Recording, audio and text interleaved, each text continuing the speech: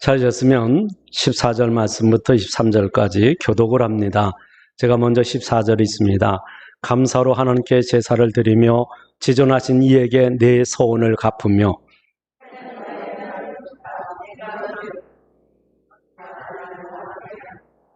악인에게는 하나님이 이르시되 내가 어찌하여 내 율례를 전하며 내 언약을 내 입에 두느냐.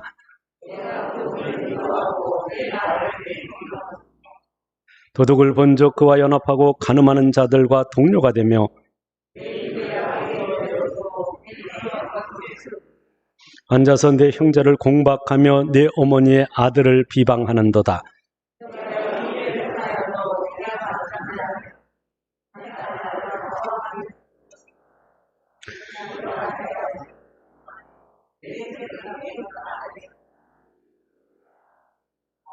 하나님을 잃어버린 너희여 이제 이를 생각하라. 그렇지 아니하면 내가 너희를 찢으니 건질 자 없으리라. 감사로 제사를 드리는 자가 나를 영화롭게 하나니 그의 행위를 옳게 하는 자에게 내가 하나님의 구원을 보이리라. 아멘. 오늘은 추수감사주일입니다. 추수감사주일은 구약성경에서 하나님께서 출애굽기 23장 16절에 수장절을 지키라. 이는 내가 수고하여 이룬 것을 연말에 밭에서부터 거두어 저장함이니라. 출애굽기 23장 16절에 말씀하고 있습니다. 이 말씀에 근거하여 지키는 것입니다. 수장절이라고 하는 말은 가을에 추수하여 들여놓고 하나님께 감사함으로 지키는 절기를 말하는 것입니다.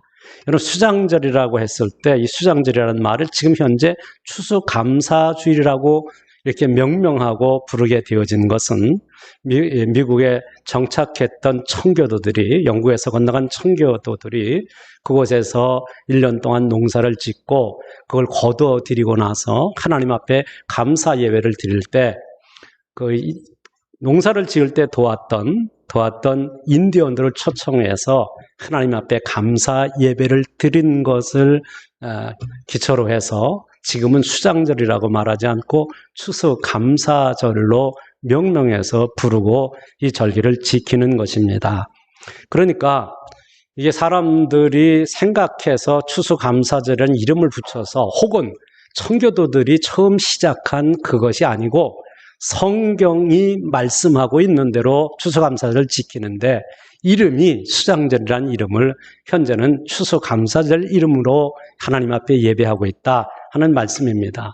이 말씀을 드리는 것은 여러분 지금은 현재는 농경사회가 아니기 때문에 사람들이 생각하는 거거든요. 지금 농사 짓지도 않고 우리는 농경사회에 살고 있지도 않는데 이 산업화 시대를 넘어서 IT 시대를 살아가는 이 현재에서 추수감사절 예배를 드린다는 것이 뭔가 안 맞는 것 같이 생각하고 말하는 분들이 꽤 있습니다. 여러분 기억하셔야 될 것은 성경에서 유월절을 지켜라, 맥추절을 지켜라, 추수감사절, 수장절을 지켜라라고 명할 때 거기에 반드시 따라붙는, 반드시 거기에 목적성을 두고 하나님이 하라고 명하신 말씀이 있어요. 그 내용은 뭐냐면 너희가 애굽에서 구원받은 것을 기억하며 감사절을 지켜라 라고 말씀하고 있는 거예요. 여러분 그러니까 하나님께서는요 이 절기를 두셨는데 그 절기를 두신 목적이 어디냐면 구원받은 은혜를 감사함으로 이 절기를 지키라고 말씀하고 있는 거예요. 그렇다면 여러분 하나님께서 왜 그것을 여러분 지금도 성탄절이 있고 부활절이 있고 맥주감사 있고 또 이렇게 추수감사절이 있잖아요. 이런 절기 이런 지키게 하신 이유는 여러분이 오늘 여기 나타난 말씀 읽어서 22절에 나타난 말씀처럼 하나님을 잃어버린 너희여, 하나님을 잃어버리고 살기 때문에 하나님께서 절기를 중간중간에 분기마다 하나씩 두셔서 그 절기를 지키면서 잃어버렸던 감사를 찾아서 하나님 앞에 감사함으로 예배하게 하시는 거예요. 하나님이 감사함으로 예배하게 하신 이유는 또 뭘까요?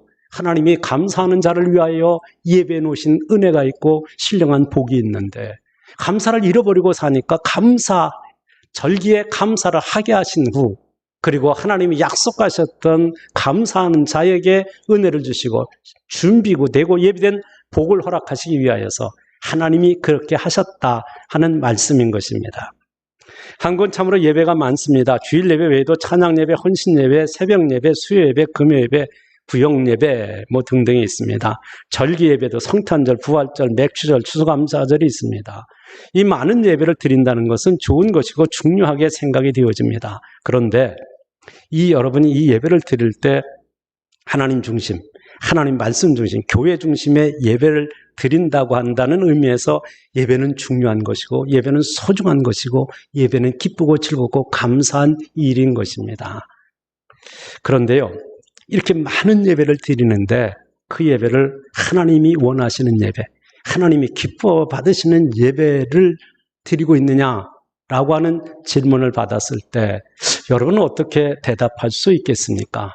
내가 지금 나와서 하나님 앞에 예배를 드리는데 이 예배를 하나님이 기쁘게 받으신다면 어떤 이유에서 기쁘게 받으실까요?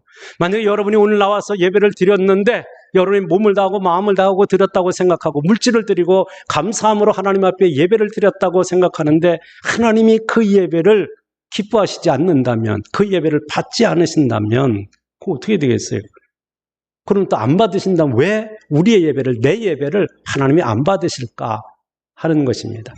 만약에 여러분들 오늘 나와서 예배를 드렸어요. 시간을 드렸습니다. 물질을 드렸습니다. 내가 내 몸을 드려 하나님 앞에 온전히 예배를 드렸는데 하나님이 그 예배를 안 받으셨다. 하나님이 그 예배를 싫어하신다. 이러면 어떻게 되겠어요? 황당한 일이죠. 황당한 일입니다. 근데 오늘 읽은 말씀이 시편 50편에 나타나는 말씀이 그 황당한 이야기를 하고 있는 말씀이에요. 하나님 앞에 하나님의 백성들이 예배를 드리고 구약시대에 제사를 그렇게 많이 드리는데 하나님이 그 예배를 안 받으신대요. 그 예배를 싫어하신대요. 그러면서 하나님이 원하시는 예배자가 있는데 그 원하는 예배자가 감사로 예배를 드리는 자의 예배를 하나님이 기쁘게 받으신다라고 말씀하고 있는 겁니다. 하나님이 왜 예배를 드리는데 그 예배를 싫어하실까? 왜 안 받으실까라는 것을 밝히고 그리고 난 후에 하나님은 감사함으로 드리는 그 예배를 기쁘게 받으신다. 하나님이 원하시는 제사, 하나님이 원하시는 예배는 감사로 드려지는 그 예배를 하나님이 기뻐하신다 하는 말씀이 오늘 읽은 말씀의 내용입니다. 이 말씀을 통해서 결론부터 이미 말씀을 드리는 거예요. 결론은 뭐예요? 여러분이 예배를 드리는데 이 시간 하나님 앞에 예배를 드리는데 감사함으로 예배를 드리는 거예요. 감사함으로 예배하는 자를 하나님이 찾아오시는 거예요. 그리고 하나님은 그 감사를 받으시고 그 예배를, 감사의 예배를 받으실 뿐만 아니라 감사함으로 예배를 드린 여러분을 하나님께서 하늘문 여시고 두 손으로 축복하여 주실 줄로 확실히 믿습니다. 더 중요한 것은 여러분이 어느 곳에서 예배를 하든지 하나님이 기뻐하시는 예배자, 하나님이 찾으시는 예배자, 어느 곳에서든지 하나님 앞에 감사함으로 예배하고는 예배를 드림으로 하나님이 여러분이 드리는 그 예배를 기쁘게 받으시고 여러분을 두 손으로 축복하시는 은혜가 임하기를 주의 이름으로 축원합니다. 먼저요, 여러분은 하나님과 예배로 언약한 백성이라고 말합니다. 그런데 이 하나님과 예배로 언약한 백성들인데 하나님 앞에 예배를 드리는데 예배를 잘못 드리고 있다는 거예요. 어떤 내용인지 먼저 시편 50편 1절 2절 말씀을 봅니다. 전능하시니 여호와 하나님께서 말씀하사 해 돋는 데서부터 지는 데까지 세상을 부르셨도다. 온전히 아름다운 시온에서 하나님은 빛을 비추셨도다라고 말합니다. 여기 1절의 말씀은요, 하나님께서 온 세, 해 뜨는 데부터 해 지는 데까지 이 지구촌에 있는 모든 백성을 하나님이 부르셨다라고 말씀하고 있는 거예요. 나를 부르셨다는 거예요. 어디로 부르셨습니까? 2절에 아름다운 시온으로 부르셨다고 말합니다.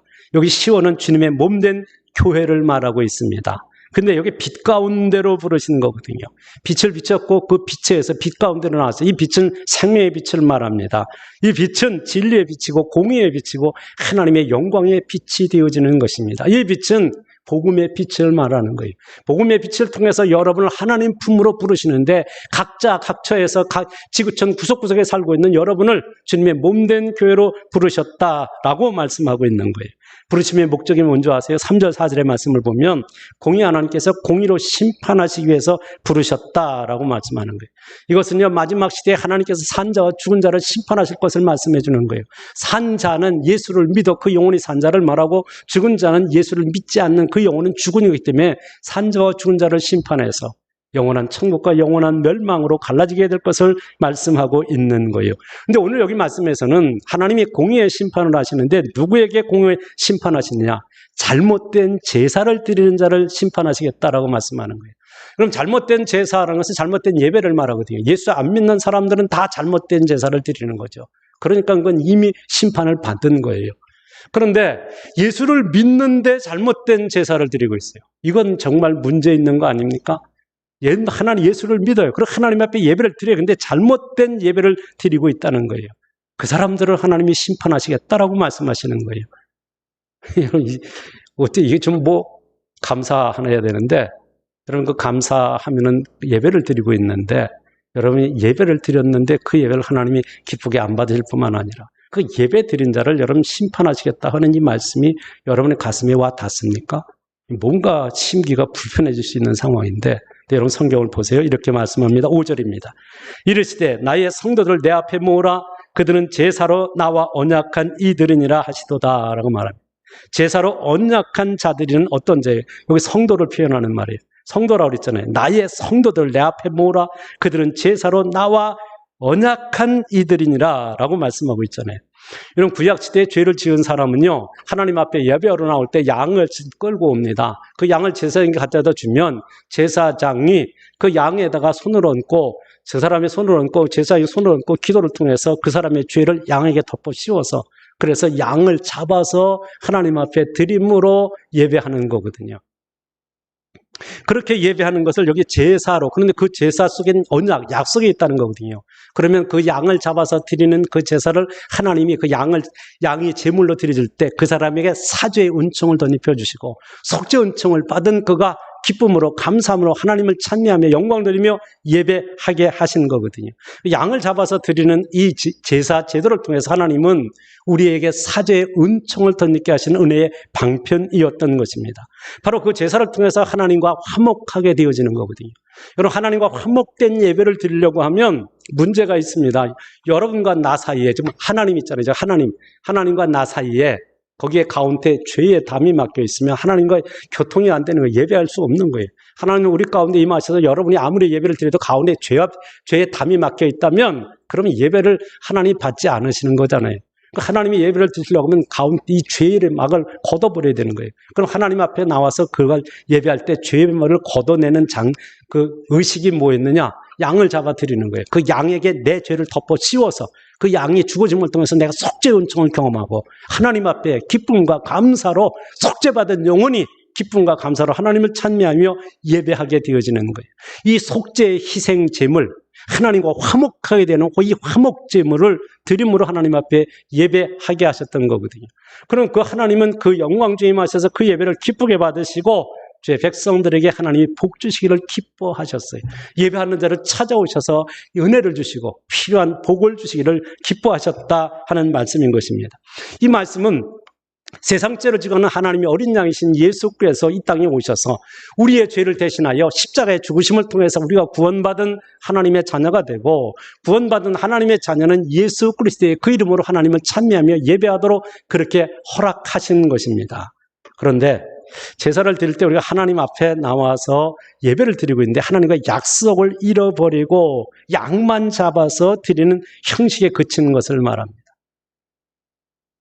자, 하나님은 양을 잡아서 드릴 때, 그 양을 잡아 드릴 때 양에게 죄를 덮어 씌우는 거잖아요. 거기서 하나님은 우리의 죄의 삭선 사망이라는 걸 알려주는 거예요. 그 양이 죽는 것은 내 죄 대신 죽는 거예요. 죄의 삭선 사망이기 때문에 이 사망은 영원한 멸망, 영원한 지옥 형벌을 말하는 거예요.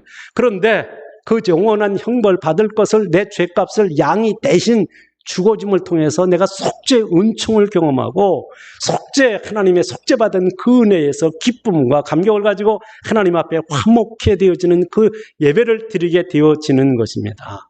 그런데 여기 예배를 드리는데 예배 드리는 사람이 짐승을 끌고 와서 제사장에 갖다 주면 그거 그만이에요. 그걸로 예배가 대신되는 거예요. 여러분, 그냥 주일날 나와서 헌금하고 가면 그게 예배를 대신하는 것처럼 돼버리는 상황이 있었던 것입니다.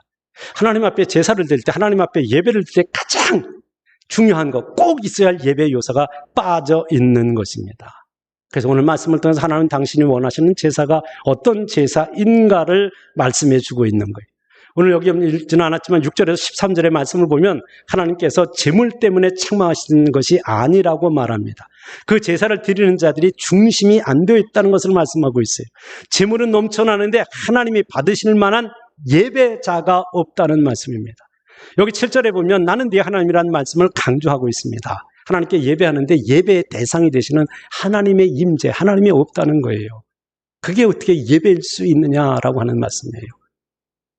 자, 지금 여러분 여기 와서 예배를 드리고 있어요. 그 예배를 누가 받아요? 하나님이 받으시는 거예요. 하나님이 영으로 존재하시기 때문에 여러분의 눈으로 볼 수 없는데 지금 하나님이 이곳에 임재하셔서 여러분의 예배를 받으시는데 그 하나님의 안중에도 없어요. 그 하나님이 이곳에 임재 계신다는 의식이 없어요. 그러면 그 누구한테 예배하는 거예요? 내 기분 좋아지려고 예배하는 거예요? 아니, 이건 예배가 하나님이 없는 예배를 드리는 거예요. 하나님의 임재가 없는 예배를 드리고 있는 거예요. 하나님의 대신 지금 내가 드리는 예배를 받으시는 그 하나님이 이 앞에서 내 예배를 받으신다는 의식, 예배를 받으신다는 그 감격, 이게 없이 그냥 하나님 없는 예배를 드리고 있는 것에 대하여 책망하시는 거거든요. 또한 하나님이 원하시는 것은 짐승이나 재물이 아니라고 말씀을 합니다. 하나님이 그걸 뭐 짐승을 원하시겠어요? 이 지구촌에 있는 모든 동물이 짐승이 다 하나님 것인데 하나님이 그 짐승을 다서 피비린내 나는 거 그거 드리는 거 하나님이 그걸 원하시겠느냐 이 말이에요. 하나님 원하시는 것은 그 피 흘려 죽는 양을 바라보면서 내 죄값을 그가 뜨고 죽는 거거든요. 우리는 지금 하나님 앞에 나 예배하면서 나를 대신하여 십자가에 죽으신 예수 그리스도의 은혜를 생각하며 하나님 앞에 예배해야 되어지는 거거든요. 하나님 앞에 여러분이 찬송할 때 그냥 찬송하는 게 아니고 주님의 은혜를 생각하는 거예요. 내가 구원받은 것은 그분의 십자가의 은혜, 그분의 뜨거운 사랑의 결정체가 내가 예수의 속죄함을 받은 거고 하나님의 자녀가 된 거고 그래서 이곳에 나와서 하나님 앞에 예배하고 있는데 그 은혜를 허락하여 주신 하나님, 그 은혜를 내게 주신 그 하나님을 기억하고 예배해야 되는데 그 하나님이 없네. 그냥 아무 생각 속에 그냥 하나님의 임재가 없는 거예요. 하나님의 생각이 없는 거예요. 내가 그분 앞에 내가 예배를 드리고 있다는 의식이 없는 거예요. 그 예배를 하나님이 책망하시는 거예요. 하나님이 원하시는 제사는 짐승이 아니라 참된 예배자를 원하신다는 말씀인 것입니다. 참된 예배자. 하나님이 찾으시는 예배자. 하나님이 원하시는 예배자를 찾으시는데 재물은 넘쳐나는데 하나님이 찾으시는 예배자가 없는 거예요. 이것 때문에 예수님께서도 얼마나 그 당시에 바리새인들이나 사두개인들이나 혹은 그 당시에 종교계에 있는 모든 이들을 주님이 책망하시고 꾸짖으셨던 이유가 바로 거기에 있었던 거거든요. 예수님이 이렇게 말씀하세요. 요한복음 4장에 하나님께 예배할 때가 온다. 참으로 예배할 때가 온다. 그때가 언제냐? 곧 이때라고 말씀하시면서 하나님 앞에 참으로 예배하는 자는, 참된 예배자는 영과 진리로 예배할지니라. 그 영이에요. 그 영, 성령의 인도하심을 따라. 여기 나올 때 여러분 그냥 오늘 주일이네? 그러고서 주일날 그냥 덜렁덜렁 나온 게 아니고 여러분의 심령 가운데 살아 역사하시는 성령의 인도심을 따라서 그 성령의 인도함을 받게 되면 한 주간 동안 하나님이 허락하신 은혜를 기억하고 감사함으로 예배하게 되는 거예요. 내가 예배할 수 있다는 게 감사거든요. 여러분 기도할 때 예수님의 이름으로 기도합니다. 기도를 마치기 위해서 끝마치기 위해서 예수님의 이름이 아니고 나를 대신하여 십자가에 죽으신 그 예수님의 이름으로 기도합니다 라고 하는 그 예수님에 대한 의식이 있는 사람은, 그 십자가의 은혜를 있는 사람은 여러분 그 예배를 기도를 마칠 때 감동이 있고 감격이 있는 거거든요. 제가 또 얘기합니다. 제가 예전에 교회에서 부흥회를 하는데 거기에서 대표 기도를 맡은 장로님이 나와서 기도하는데 기도 잘 하셨어요. 마무리하는데 예수님의 이름으로 기도합니다 해야 되는 예수님의 이름으로, 예수님의 이름으로, 예수님의 이름으로, 예수님의 이름으로 하다가 기도를 마무리를 못하고 턱썩 주저앉아서 통곡을 하셨어요. 나를 대신하여 십자가에 죽으신 그 예수님의 이름 앞에 감동하고 감격하고 내가 그 이름에 부끄러운 삶을 살다가 그 이름으로 기도한다는 그 자체가 양심의 가책으로 느껴져서 고통스러워서 하나님 앞에 예수님의 이름으로 기도합니다 라고 기도했어요. 우리 큰애가 학사하니가 선교원을 다닐 때예요. 선교원을 다니는데 이제 목사 아들이라고 행사를, 추수감사 이런 행사를 하는데 대표 기도를 시켰어요. 대표 기도를 시켰는데 다 이제 뭐 다 적어주고 다 외우게 했거든요. 근데 거기에 보면 부모님 말씀 잘 듣고 선생님 말씀 잘 듣게 해주신 거 감사합니다. 이 기도의 제목이 그 내용이 있는 거예요. 그런데 얘가 기도를 이제 딱 하다가, 선생님, 부모님 말씀 잘 듣게 해서 감사합니다. 선생님 말씀 선생님 말씀 이러다가 터석진이 나서 하고 우는 거예요. 왜냐하면 그 당시에 그 선교원의 선생님이 이모예요. 그러니까 이모가 거기 있으니까 하나님 감사합니다. 하나님 앞에 선생님 말씀 잘 듣게 얘기하다가 지가 잘 듣기는 뭐 지멋대로 그냥 행동하다가 그거 하려니까 그 어린 마음에도 그게 걸려가지고 선생님 말씀 잘 듣게 하다가 그냥 주저앉아서 펑펑 울어버렸어요. 여러분, 하나님 앞에 나와서 예배할 때 그게 하나님 의식, 지금 이곳에 임하셔서 내 예배를 받으시는 그 하나님 앞에 감사함으로 예배할 수 있을 때 그게 진정한 예배자인데, 그게 진정 예배인데 그냥 재물만 갖다 놓고 그걸로 끝난 거예요. 양 잡아다가 제사한테 끌어다 주면 그걸로 끝난 거예요. 하나님이 없는 예배, 하나님의 임재가 없는 예배, 내가 하나님을 경험하지 않는 예배, 그 예배는 온전한 예배가 될 수 없기에 하나님은 그것을 오늘 말씀을 통해서 책망하고 계시는 거예요. 그러면서 하나님이 기뻐하시는, 하나님이 원하시는 예배는 어떤 예배냐 하는 말씀을 합니다. 14절입니다. 감사로 하나님께 제사를 드리며 지존하신 이에게 내 소원을 갚으며 환난 날에 나를 부르라. 내가 너를 건지리니 네가 나를 영원롭게 하리로다 라고 말씀합니다. 오늘 14절과 15절의 말씀은 하나님이 원하시는 제사가 어떤 제사, 어떤 예배인가를 말씀해 주고 있는 거예요. 하나님이 원하시는 제사, 예배는 감사함으로 드리는 예배라고 말씀을 하고 있어요. 그런데 그 내용 속에는 또 여러 가지의 내용이 담겨져 있어요. 첫 번째, 감사함으로 드리는 예배다. 감사함으로 여러분 예배를 하나님께 드린다는 것은 하나님이 원하시는 제사가 구약 성경에서 이미 설명했던 것처럼 짐승을 잡아 번제를 드리는 제사 속에 다 들어있는 거거든요. 이스라엘 백성들이 하나님 앞에 나와서 제사를 드릴 때마다 양을 끌고 와서 그 양이 죽어지는 모습을 보면서 내 죄 때문에 죽는다는 걸 기억하고, 하나님께서 이 양을 잡아 죽이는 그 의식을 통해서 죄의 삭선 사망인데 사망의 값을 이 양이 대신 지불하고 있다는 사실 앞에서 하나님 앞에 나의 죄를 씻어주시고 용서해 준 것을 감사합니다 하는 거거든요. 나를 대신하여 십자가에 주신 그 예수 그리스도의 그 은혜를 기억하면서 이 시간 하나님의 보좌 앞에 나와 하나님을 찬미하며 예배할 수 있음에 감사함으로 예배를 드리는 것이 진정한 예배인 거지. 그런데 그냥 양 끌어다가 제사에 주면 그걸로 끝나버리고 거기에 하나님의 임재가 없을 뿐만 아니라 거기엔 뭐가 없냐? 감사가 없는 거예요. 구원받은 은혜에 대한 감사가 없는 거예요. 한 주간을 살아있는 동안에 심하다 때마다 눈동자같이 지키시고 보호하시고 때를 따라 돕는 은혜를 주셨고, 여러분의 필요하는 것, 여러분의 작은 신음소리에도 응답하시며 축복하셨던 그 하나님을 향하여 감사가 없는 예배, 그게 여러분 무슨 예배이겠느냐 하는 말이에요. 하나님의 의식이 없으니까 그분을 향한 감사도 없는 거죠. 감사가 없는 예배는 진정한 예배가 아니라는 말씀인 것입니다. 그러니까 예배 형식만 남아있는 거예요.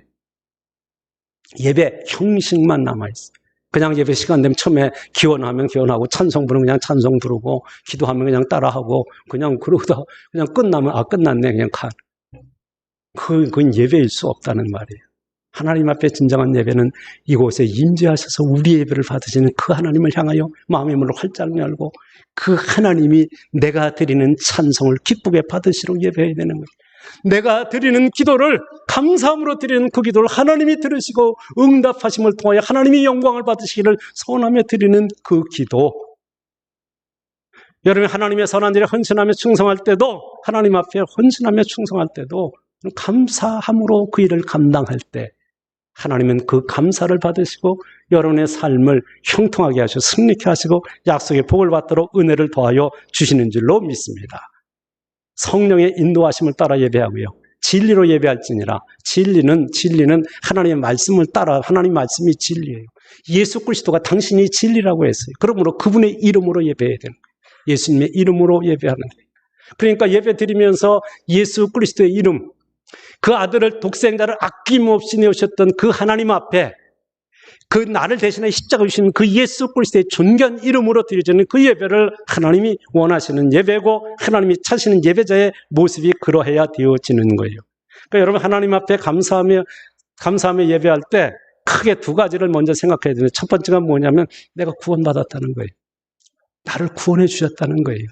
내가 영원한 멸망에 처했는데 하나님이 독생자 예수 그리스도를 보내셔서 그 예수님이 십자가에 죽으신 부활하신 그분의 이름으로 내가 그 예수를 믿는다는 이유 때문에 내 죄를 사해 줄 뿐만 아니라 하나님의 자녀로 인을 쳐주시고 그리고 하나님이 때를 따라 돕는 은혜를 허락하여 주시고 여러분이 기도할 때 응답하시고 축복하시는 은총들로 나타나게 되어지는 것을 생각하는데 내가 구원받았다는 구원해 주신 은혜에 감사함으로 예배하고 두 번째는 시마다 때마다 필요한 은혜, 필요한 능력, 필요한 권세, 필요한 물질, 필요한 은사를 주시는 그 하나님 앞에 감사함으로 예배해야 된다 하는 말씀인 것입니다. 생활 속에서 예배가 되어져야 되거든요. 그 생활 속에서의 예배는 여러분 생활 속에서 하나님의 임재를 경험하는 거예요. 내가 직장에서 일하고 있는데 뭐 사장이 볼 때 잘하고 안 볼 때는 그냥 대충 해버리는 그거는 예배자의 모습이 아니에요. 내가 아무도 없는 곳에 나 혼자 일을 하고 있어도 그곳에 하나님이 지켜보고 계시다는 것을 기억하고 하나님 앞에서 성실하게 자기의 주어진 일을 선하게 감당했을 때 하나님은 그 중심을 보시기에 그가 드리는 예배를 기쁘게 받으시는 줄로 믿습니다. 왜냐하면 여러분의 삶 속에 감사가 없는데 어느 날 갑자기 쫙 감사합니다. 그가 아니 생활 속에서 감사하며 사는 거예요. 그럴 때 하나님은 그 중심의 감사를 기쁘게 받으시는 근데 그 감사의 단을 묶어서 이렇게 나와서 예배할 때 그 감사의 단을 묶어드리는 여러분의 예배를 기쁘게 받으시고 여러분을 승리의 길로 형통의 길로 약속의 복을 받는 그 길로 인도하셔서 하나님이 영광을 받으신 줄로 믿습니다. 하나님 영광을 받으실 뿐만 아니라 여러분을 또한 영광스럽게 하여 주실 줄로 믿습니다. 두 번째는 여기 14절에 지존하신 이에게 내 소원을 갚으며 지존하신 말이 뭐예요? 최고로 높으신 가장 높으신 분 이에게 내 소원을 갚으며 소원을 갚는다는 말이 뭡니까? 여러분 신앙생활하다 보면 하나님의 은혜를 경험하고 놀라운 축복을 경험하게 되면 하나님 앞에 헌신하며 충성하겠다고 소원을 하거든요. 어떤 어려움이나 혹은 어떤 문제가 생겼을 때 하나님 이 문제를 해결해 주시고 이 어려운 문제를 하나님이 해결해 주시면 하나님 앞에 헌신하며 충성하며 살겠다고 소원을 하게 되어지거든요. 하나님의 말씀을 받다가 그 말씀이 은혜가 되어지면 내가 그 말씀대로 살아서 승리하여 하나님께 영광을 돌리겠다고 여러분이 마음으로 소원을 하거든요. 내 소원은 뭐야? 하나님과 약속을 말하는 거예요. 하나님 앞에 약속을 하고 약속을 했으면 약속한 대로 살아야 되는데 약속한 대로 순종해야 되는데 약속한 대로 실천해야 되는데 약속한 대로 안 사는 거예요. 그리고 우선 안식일 날 나와서 하나님 앞에 예배를 드리는 거예요. 그 하나님이 그 예배를 기쁘게 받으시겠느냐라고 묻고 있는 것입니다.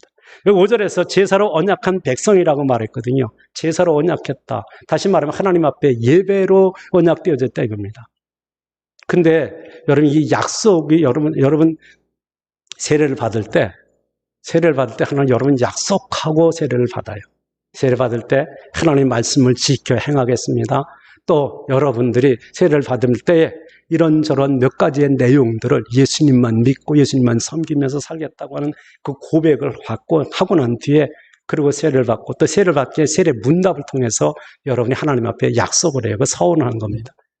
여러분 직분을 받을 때 그 직분 그냥 주어진 것이 아니라 교사든 여러분 집사든 권사든 장로든 그걸 받을 때 하나님 앞에서 서원하는 거예요. 내가 이제부터 이 직분을 감당하며 하나님 앞에 이렇게 살겠습니다 하고 서원을 한 거거든요. 그런데 서원을 했는데 서원한 대로 행동하지 않아요. 실천하지 않아요. 그냥 여전히 제멋대로 자기 중심적인 삶을 사는 거예요.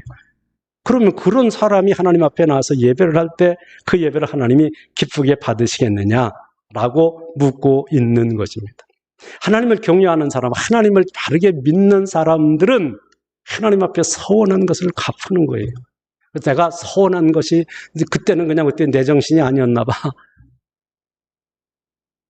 어떤 분은 그냥 부흥회 때 은혜 받아갖고선 약속을 해놓고는 그러고 나서는 뒤에 와가지고 그때는 제 정신이 아니었나 봐요. 그래서 취소 좀 해주세요. 그런 분이 있어요. 근데 여러분 하나님 앞에 서원을 하고 하지 않는 것은 그냥 하나님을 무시하는 거예요. 하나님을 성경에서 만으로 여긴다는, 없이 여긴다는 말이에요. 하나님 앞에 여러분 생각해 보세요. 사람하고도 약속한 거 안 지키면 그 사람에 대해서 저도 약속 안 지키는 사람 싫어합니다. 근데 하물며 하나님과 약속을 해놓고 하나님과 약속을 안 지켜? 그러면 그거는 그러고 나와서 하나님 앞에 하나님 사랑합니다. 하나님 이렇게 예배하는 그 예배를 하나님이 기쁘게 받으시지 않는다라고 말하고 있는 거예요. 그러므로 하나님과 서원한 바를 갚으며 서원제를 드리며 예배할 것을 명하시는 거예요. 하나님께 약속한 삶을 살아서 승리의 전리품을 거두어 하나님 앞에 제사를 드리는 거거든요. 하나님의 말씀하고 약속한 대로 살면요 반드시 승리하고 형통하고 약속의 복을 받거든요. 그럼 그 약속의 복을 가지고 나와서 하나님 앞에 예배할 때 진정한 감사로 하나님 앞에 예배할 수 있게 되어지는 거예요. 하나님 말씀대로 순종 안 했으면 여러분 결과물도 없잖아요. 하나님 말씀대로 안 살았으면 축복의 경험도 없잖아요. 그럼 그러고 나와서 예배하니까 감사가 없는 거죠. 그러나 하나님의 말씀을 따라서 서원한 대로 살아드리면 하나님이 약속하신 대로 은혜와 복을 주시니까 그래서 예배할 때 하나님이 나는 조금 충성했는데 나는 한 것이 별로 없다고 하나님은 넘치는 은혜와 복을 주셨으니까 예배할 때의 그 감사의 잔이 넘침으로 하나님께 영광을 돌리게 되어진 줄로 확실히 믿습니다. 여러분 창세기 28장에 보면 야곱이 하나님의 계시의 음성을 듣고 그가 자고 일어나서 하나님 앞에 사닥다리 계시 천사가 오르락내렸고 하나님이 내가 너를 함께하겠다, 내가 너를 도와주겠다, 너를 지키겠다, 너를 반드시 약속의 땅에 돌아가게 해서 약속하신 은혜와 복을 주겠다고 하는 큰 말씀을 듣고 일어나서 그가 서원을 하게 됩니다. 서원이라는 말이 거기 처음 나와요. 서원한 게 뭐예요? 이곳에다 하나님의 집을 짓고 베델 그리고 하나님만 섬기면서 11절을 반드시 하나님께 드리겠습니다 하는 서원이었습니다. 그리고 나서 그는 야곱이 외삼촌 라반의 집에 가서 살면서 20여 년이 넘는 세월 속에서 그는 하나님의 약속을 잊어버리고 그냥 사는 거예요. 하나님이 약속하신 대로 그에게 물질적인 복을 주세요. 자녀의 복을 주세요. 그걸 형통하고 하나님 지키시고 보호해 주세요. 그런데 야곱은 서운한 거 잊어버리고 살다가 언제 기억이 나느냐? 자기의 생명의 위협을 느끼게 될 때 외삼촌과 외사촌들의 눈빛이 살기가 도는 거예요. 아, 여기 있다가 내가 죽게 생겼구나. 그래서 이제 그때 생각나서 베델로 돌아가려고 떠나갑니다. 근데 중간에 얼른 갔으면 이제 또 중간 참하고 안 돌아가요. 세상에서 그냥 머물러 있다가 온 가족이 몰살당할 위기를 맞게 되어졌을 때 그때 베델로 올라가자 하고 베델로 올라가요. 베델로 올라갔을 때 그곳에서 엘베델 그곳에서 제단을 쌓았을 때 그는 영육이 아울러 복을 받는 축복의 주인공이 되어진 줄로 믿습니다. 서원을 갚으면서 하나님 앞에 생활할 때 이렇게 살겠습니다 하고 서원했다면 그렇게 사세요. 충성하며 헌신하며 살겠다고 약속했으면 그렇게 살면서 와서 예배해야 그 하나님이 그 예배를 기쁘게 받으시는 거예요. 삶이 없는 예배는 온전한 예배가 될 수 없다는 것도 말씀해 주고 있는 것입니다. 세 번째는 여기 하나님과 기도로 교통하며 드리는 예배를 말합니다. 한번 15절 말씀을 같이 읽습니다. 15절 말씀 같이 있습니다. 환난 날에 나를 부르라. 내가 너를 건지리니 네가 나를 영화롭게 하리로다. 아멘. 인생을 살다 보면 어려운 일을 만나요. 고난을 당하고 절망의 보기에 부딪힐 때가 있어요. 이때 여러분은 어떻게 합니까? 돈 많은 사람을 찾아갑니까? 지금 내 문제를 해결해 줄 만한 사람을 찾아갑니까? 아니면 용한 점쟁이를 찾아갑니까? 아니면 어떤 예언 은사를 가진 사람을 찾아갑니까? 여러분이 어떤 문제에 이가 있을 때 어려운 일을 만났을 때 여러분이 하는 일이 뭐예요? 여러분이 제일 먼저 하는 일은 뭐예요? 환난 날에 나를 부르라. 내가 너를 건지겠다 하는 말씀을 기도하라는 말이에요. 어떤 문제가 있냐? 근심, 걱정, 염려가 있느냐? 네가 신앙생활하는데 고통스럽고 절망스럽고 힘든 일이 있냐? 그거 가지고 내게 와서 내게 구하라. 내게 기도하라. 그러면 내가 응답하겠다. 응답을 통해서 네가 나를 영화롭게 하리라. 하나님께 영광. 여러분이 하나님 앞에 기도해서 응답받았어요. 하나님이 축복하심을 경험하면 그가 하나님을 찬양하며 하나님 앞에 감사하며 영광 돌릴 때 하나님은 그 영광을 받으시겠다는 거예요. 더불어서 여러분을 영화스럽게 해주시겠다는 말씀을 하고 있는 내용인 것입니다. 여러분 우리가 신앙생활을 하나님과 동행한다고 말해요. 동행할 때 여러분 우리 인생의 여로가 긴 여행으로 표현되어집니다. 여행하는데 주님과 동행하는 거예요. 그럼 주님과 대화를 해야 되지 않겠어요? 동행하는데 한마디도 하지 않고 그냥 같이 가요. 그게 어떻게 동행이겠어요? 동행은 서로 대화를 주고받으면서 어려운 일 있으면 같이 극복하면서 문제를 같이 해결하면서 그래서 함께 극복을 누리며 함께 나가는 게 그게 동행의 모습이잖아요. 그럼 여러분이 하나님과 동행하는 게 맞다면 주님과 동행하는 게 맞다면 주님과 대화하고 주님과 교제하며 가야 되지 않겠어요? 그 주님과 교제하며 대화하는 게 뭐예요? 그게 기도예요.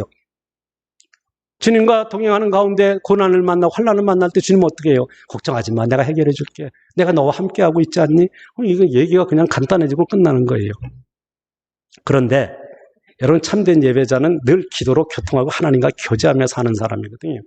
근데 하나님 앞에 나와서 그냥 예배할 때 그때만 하나님 한 주간 동안 만수무강하셨습니까? 그리고 하나도 예배 끝나고 하나님 안녕히 계십시오.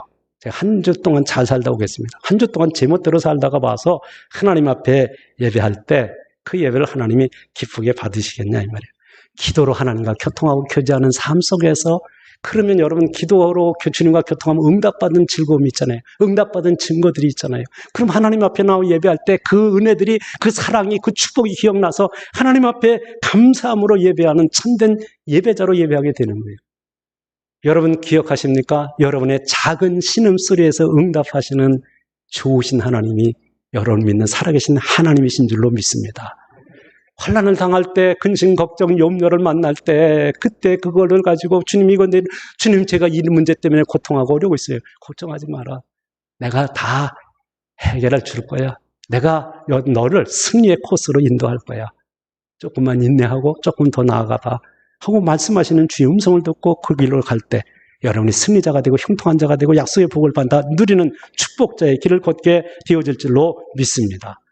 하나님 우리와 교제하기를 원하십니다. 그런데 하나님과 교제가 없다가 갑자기 무슨 얘기냐면 이런 거예요. 부모님한테 1년, 2년 그냥 부모님한테 연락 한 번 없던 아들이 어느 날 갑자기 나타나가지고 아버님 사랑합니다. 아버님도 저 사랑하시죠? 네, 아버님도 저 사랑하시죠? 그럼. 아버지 집을 팔아서 좀 저에게 주셔야 되겠습니다. 그러는 것과 같다 이 말이에요. 아니 그냥 하나님하고 교제도 안 하고 기도도 안 하고 하나님과 교통도 안 하다가 주일날 나와가지고 하나님 이것도 주시고 저것도 주시고 이건 뭐 그냥 달라는 게 많아. 그래서 그 아들하고 그 모습이 여러분 비슷하지 않습니까? 가끔이지만 전화로도 문안 인사를 드리고 가끔 찾아뵙고 이제 선물도 좀 드리고 이러다가 어려움을 만났을 때 찾아가서 도움을 청하려고 갔는데 입이 떨어지지 않는 거예요. 자, 아버지 그러다가 뭡니까? 아버지가 어려운 일이 있지? 너 지금 돈이 필요해서 그러지? 그래, 얼마가 필요한데 아버지가 도와줄게. 이래야 이게 정상적인 부자 관계의 모습이 아니겠어요? 한 주일 동안 하나님하고 아무런 교통도 없이 지멋대로 살다가 주일날 왔고 하나님 사랑합니다. 하나님 찬송합니다. 하나님 영광 드립니다. 그 입술의 예배, 그건 진정한 예배가 아니에요. 진정한 예배는 하나님 앞에 감사함으로 드리되 몸과 마음과 뜻과 정성을 묻고 감사함으로 드려질 때 그 예배를 하나님이 기쁘게 받으시고 두 손으로 축복하여 주신 줄로 확실히 믿습니다. 마지막으로 하나님을 생각하며 감사로 예배하는 자가 하나님께 영광 돌린다 하는 말씀이에요. 16절로부터 21절에 나타나는 말씀을 보면 한번 볼까요? 한번 성경을 여러분 보세요. 16절 놔두고 17절부터 볼게요. 내가 교훈을 미워하면 내 말을 내 뒤로 던지며 도둑을 본즉 그와 연합하고 간음한 자들과 동료가 되면 무슨 말인지 알겠어요? 하나님 말씀을 미워하고 하나님 말씀을 벌렸다. 다 뭐예요? 뒤로 던져버렸대. 말씀이 안중에도 없다는 말이에요. 도둑을 본즉 그와 연합하고. 여러분 세상하고 짝하고 살다 보니까 도둑하고 같이 연합해서 한대요. 간음한 자들의 동료가 되고 내 입에 악에게 내어주고 입을 악하는 데 사용하고 내 혀로 거짓을 꾸며 사기치며 살게 되고 그 다음에 앉아서 내 형제를 공박하고 다른 사람을 협박하고 공박하고 괴로움을 주고 어머니의 아들을 비방하는 자기 주 안에서 형제 자매 된 자들을 서로 공격하고 몹쓸 말을 하며 산다는 거예요. 근데 여러분 21절을 보세요. 내가 이를 행하여도 내가 잠잠하였더 네가 나를 너와 같은 줄로 생각하는도다. 그러나 내가 너를 책망하여 내 죄를 내 눈앞에 낱낱이 드러내야 된다 하시도다. 무슨 말인지 알겠어요? 아니 죄 짓고 살아도 하나님이 간섭 안 하시더래요. 죄 짓고 살아도 괜찮네. 죄 짓고 살아도 하나님 벌 안 주네. 그래서 내가 마치 너와 같은 걸로 안다는 거예요. 하나님이 저하고 똑같은 자기 생각하고 똑같이 알고 있다는 거예요. 아니, 한 죄를 지면 하나님이 잠잠해서 죄를 지면 그냥 그때마다 하나님이 그냥 딱딱 치시면 좋은데 하나님이 참고 기다리시는 거예요. 그런데 무슨 생각하고 있느냐? 죄를 져도 하나님이 잠잠하시지 아무 말씀 없으니까 죄를 져도 책망 안 하시고 꾸짖지 않고 심판하시지 않으니까 그러니까 아예 죄를 탐닉하고 죄를 즐기며 살아가는 거예요. 여기 말씀을 보세요. 뭐라는 하나님 말씀을 뒤로 던져버리고 그리고 뭐예요? 도둑질하는 자랑 같이 도둑질하고 가늠한 자랑 같이 가늠질하고 사기치는 자랑 같이 사기치며 살다가 와서 하나님 앞에 예배한다고 하니 하나님이 그 예배를 어떻게 기쁘게 받으실 수 있겠느냐 하는 말씀을 하고 있는 것입니다. 뭐가 안 돼 있는 거예요? 자신을 하나님 앞에 제물로 드릴 준비가 안 돼 있는 것입니다. 내 몸과 마음을 드려 예배를 드려야 되는데 몸과 마음이 이미 세상과 짝하고 죄와 더불어 오염되어질 뿐만 아니라 사탄에게 내 마음은 내주고 그리고 몸은 이곳에 와서 예배한다고 그 예배를 하나님이 기쁘게 받을 수 있겠느냐 하는 말씀이에요. 보세요. 왜 그렇게 되어졌는가를. 22절 말씀을 같이 있습니다. 하나님을 잃어버린 너희여 이제 이를 생각하라. 아멘. 거기까지 봅니다. 사람들이 왜 죄를 짓는 줄 아세요? 하나님을 잃어버렸기 때문에 그래요. 세상과 짝고 죄와 더불어 하나님을 잃어버렸기 때문에 그래요. 여러분 이곳에 와서 예배하는데도 왜 하나님이 기뻐 안 받으세요? 하나님을 잃어버리고 하나님의 안중에 없는 고 자기 욕심만을 내세워서 예배하고 있는데 그 예배를 하나님이 기쁘게 받으시겠느냐 하는 말씀이거든요. 하나님을 잃어버린 너희요. 하나님을 잃어버리니까 죄짓고 하나님을 잃어버리니까 뭐요? 온전한 예배, 참된 예배를 하나님 앞에 드리지 못하는 거예요. 그래서 어떻게 하겠다고 말씀하세요? 예? 그렇지 않으면 내가 너희를 찢으니 건질 자 없으리. 하나님 심판하시겠다는 거예요. 하나님의 위선자들의 예배, 하나님의 안중에도 없고 그냥 짓듯 지멋대로 그냥 살아가면서 이름만 하나님 앞이고 하나님을 부르고 하나님 사랑한다고 그러는데 하나님은 안중에도 없는, 하나님을 생각하지 아니하고 예배하는. 그래서 뭐라 그랬어요? 하나님을 잃어버린 너희여 이제 이를 생각하라. 이제 이를 생각하라는 말이 뭐예요? 너희들이 이래서 내가 예배를 안 받는다고 말했던 거야. 그럼 너희들 그렇게 했지? 죄를 회개하고 이제 하나님과 예배를 회복해서 너희 교제하면서 살아가자라고 요청하는 거거든요. 그래서 하나님께 어떻게 나아가서 예배하는 자는 어떤 모습으로 예배하라고 말해요. 23절 같이 있습니다. 감사로 제사를 드리는 자가 나를 영화롭게 하리니 그의 행위를 옳게 하는 자에게 내가 하나님의 구원을 보이리라. 아멘. 감사 드리는 자가 나를 영화롭게 하리니 그 행위를 옳게 하는 자에게 행위가 옳아야 되는 거예요. 감사만 하는데 그 행위가 지멋대로 하고 그냥 입술로만 감사하는 게 아니고 삶 속에서 하나님 말씀대로 사는 삶의 실천과 행동이 있는, 생활 속에서 주님과 교통하며 교제하는 삶이 있는, 하나님 앞에 서운한 것을 갚는 그런 삶 속에서 여러분 하나님 앞에 예배하려면 감사할 내용이 많은 거예요. 그래서 감사로 하나님 앞에 예배하게 되어지는 거예요. 하나님은 바로 그러한 예배자를 찾으신다 하는 말씀인 것입니다. 하나님을 잃어버린 너희요. 하나님을 잃어버리고 예배하는데 그게 무슨 예배예요? 하나님을 잃어버리니까 세상과 짝하고 죄와 더불어 먹고 마시면서 그러면서 하나님 앞에 예배하니 그 예배를 하나님이 기쁘게 받을 수 있겠느냐 하는 것이잖아요. 하나님을 잃어버린 너희요. 이제 생각하라. 하나님 앞에 예배할 때 오늘 추수감사절이거든요. 이렇게 차려놓고 이렇게 하는 하나님이 진짜 원하시는 것은 원하시는 재물은 이런 것이 아니고 여러분 자신을 하나님 모아서 여러분이 있는 그 모습 그대로 가져와서 연약함, 부족함 그대로 내려놓고 하나님 앞에 나를 구원하신 그 은혜에 감사하면서 한 주간 동안도 내게 필요한 모든 것들을 공급하신 그 은혜를 기억하고 감사하면서 한 달이 지나고 한 해를 뒤돌이켜보며 하나님 앞에 감사하면서 예배를 드릴 때 하나님은 그 예배를 기쁘게 받으시고 여러분에게 필요한 은혜와 능력과 권세와 약속하신 복을 허락하여 주신 줄로 믿습니다.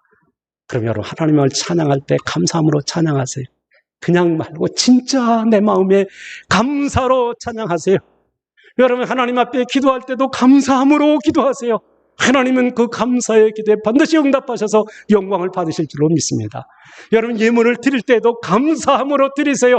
하나님이 그 감사를 기쁘게 받으시고 여러분을 두 손 들어 축복하여 주실 줄로 믿습니다. 하나님의 선한 일에 여러분이 충성할 때 헌신할 때도 감사함으로 하세요. 나 집에서도 청소하는 거 다 싫은데 예배당까지 와가지고 교회까지 와가지고 내가 이 화장실 청소하게 생겼어. 그건 벌써 이미 아니잖아요. 어떤 일을 하든지 그게 어떤 일이든지 무엇을 하든지 하나님의 일을 할 때는 감사함으로 하세요. 하나님은 그 중심을 보시고 여러분이 하는 이 삶의 예배를 기쁘게 받으시고 여러분이 찾아오셔서 말씀하실 거예요. 기쁘게 받으시면 솔로몬에게 찾아와서 너는 내게 구하라. 내가 네게 무엇을 줄 거라고 말씀하셨던 그 하나님이 지금도 살아계신 하나님이고 지금도 여러분과 함께 하시는 하나님이에요. 여러분이 삶으로 하나님 앞에 온전한 예배, 감사함으로 예배를 드릴 때 하나님이 여러분의 삶 가운데 찾아오셔서 너는 내게 구하라. 내가 네게 무엇을 줄 거라고 말씀하실 때 여러분이 구한 것보다 더 좋은 것과 신령한 것과 복된 것들로 응답하셔서 영광을 받으실 줄로 믿습니다. 그 영광 가운데 거하는 주의 백성들이 되어지는 은혜가 있기를 주의 이름으로 축원합니다.